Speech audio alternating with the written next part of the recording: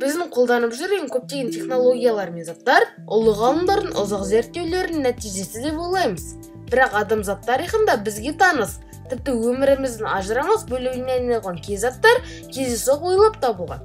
Ғылыми ашылым кейде тек логика мен есептің жемісі емес. Кейде ол қарапайым қателіктен туындайды. Егер сол қателік болмаса, бүгінде біз қандай болар едік?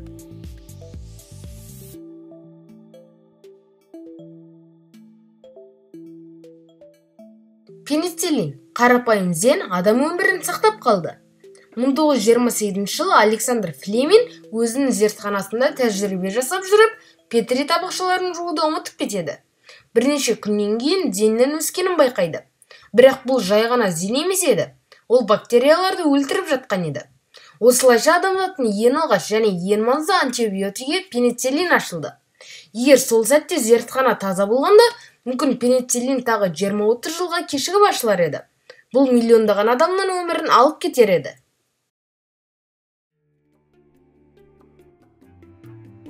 Микротолқынды пеш шоколад еріген сәтте туған техника. 1945 жылы инженер Перси Спенсер радар құрылғысымен жұмыс істеп жүргенде қалтасындағы шоколад батончигінің еріп кеткенін байқайды. Бұл оны таң қалдырды. Зерттей келе микротолқындардың тағамды қыздыру қасиетін анықтады.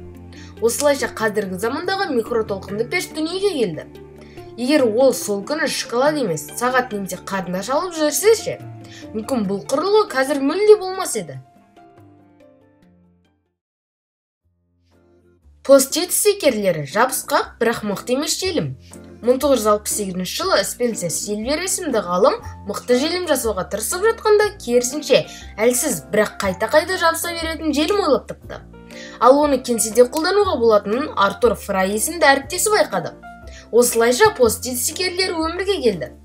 Қазір бұл кішкентай қағаздарсыз мектеп, кеңсе жоспар құру мүмкін бе еді?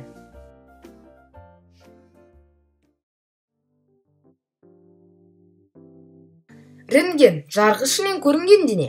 1895 жылы Уильям Рентген бір тәжірибе кезінде жарық түспеуі тез қағаздың жарқырап тұрғанын байқады.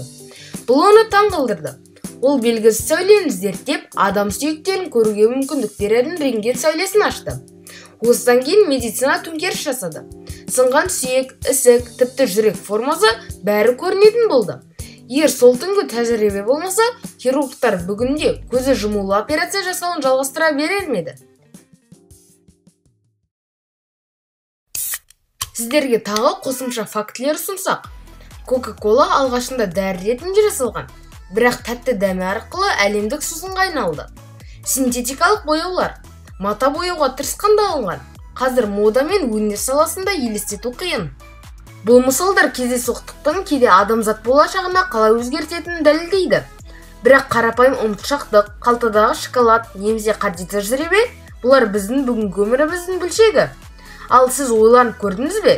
Мүмкін дәл бүгін сіз байқамай жатқан бір дүние ертең әлемге әсер ететін болады.